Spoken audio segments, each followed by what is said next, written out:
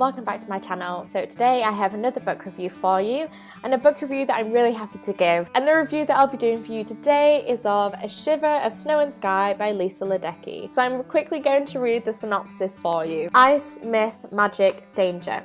On the frozen island of Skane, the sky speaks. Beautiful lights appear on clear nights, and their colours have meaning. Green means all is well, and the goddess is happy. Blue means a snowstorm is on the way, and then there's red. Red is rare, a warning. 17 years ago, the sky turned red just as Osa was born, unleashing a plague that claimed the lives of hundreds of villagers, including her own mother. This time, when the night sky once again bleeds crimson, she must discover how to stop the onslaught before so many lives are lost again. A heart-racing, atmospheric fantasy debut that will chill you to the bone. It is a very winter story. I honestly would 100% recommend reading this over the next couple of months if you can, because it's starting to get darker and colder.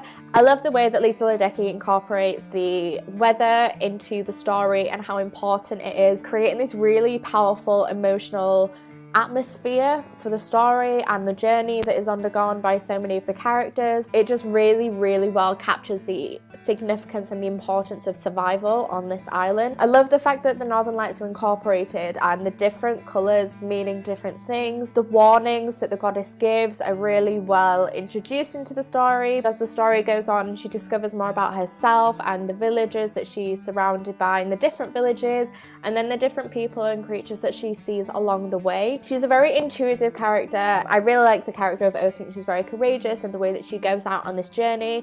I really like self-discovery journeys as well, and they tie in really well to the discovery of this plague and her hope that she can find something, actually, because yeah, there's a lot of twists and turns in this book that I really enjoyed. I did find some aspects of the story a bit predictable, which is why I gave it a 4 out of 5 stars instead of a 5 out of 5.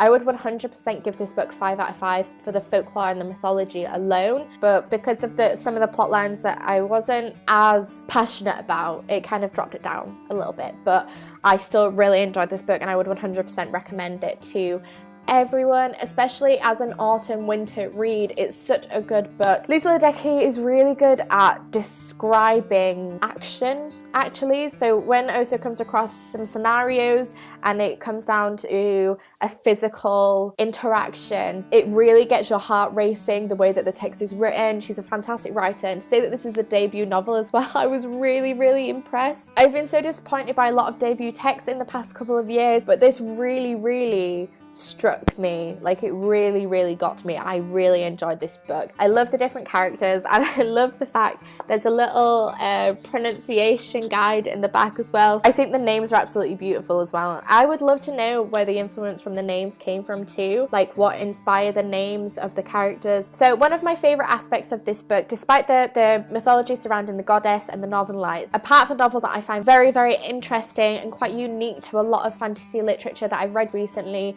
was the inclusion of the study of runes and the stars as well. So the constellations play a huge part in this novel storyline, and it's definitely one of my favorite things about it. I really look forward to reading about the constellations so much in this book.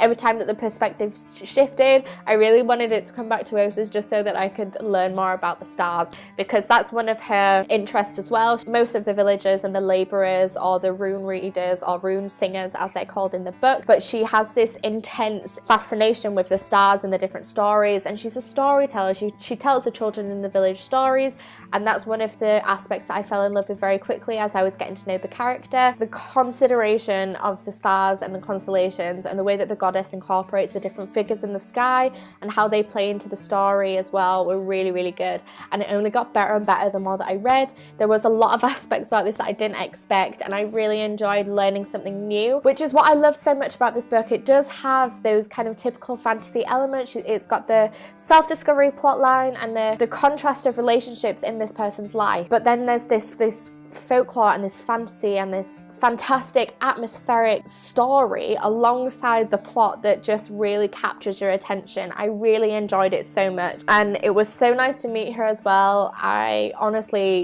cannot give her enough praise as a debut author. It was fantastic, and I'm really looking forward to anything else that Lisa Lueddecke writes. It was really cool.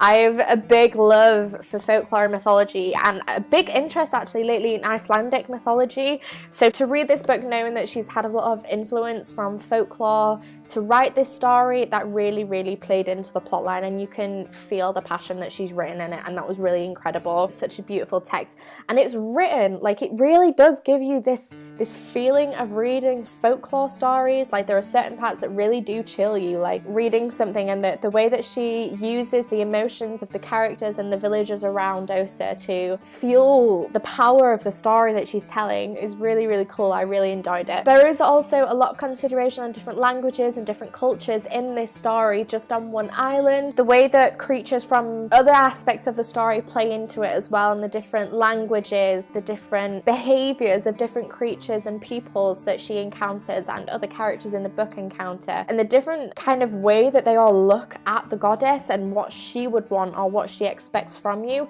is really good. And it's really nice to see the different perspectives of different people when faced with this idea of a religion. Like one of the things that I really appreciated about this is that it's not just a bunch of people all worshipping one goddess in one way. There are a lot of different aspects that play into the way that the storyline is told, and I really enjoyed the different perspectives that she gives on religion and worship and the way that people live in response to the island and their history, their myth. There's so many different aspects of it, but it's still quite a simple piece of writing. Like it's really easy to read, but it has these different complex plot lines as well. Like the way that the mythology is considered and told in a modern way for the island, but also looking back at all the different historical significance. Like it's really cool. I really enjoyed it. It's a really fantastic fantasy and it really plays on that winter feel. Like I loved sitting in my chair and just reading this wrapped in a blanket. Like it's definitely one of those books. So yes, I gave this book a 4 out of 5 stars on Goodreads. I really enjoyed it. Fantastic debut novel. Thank you, Lisa Lueddecke, for this incredible story. I love the way that it sparkles. If you enjoyed this review, please do give me a thumbs up, subscribe if you want to see more from me, and I will 100% see you again very soon. Bye everyone!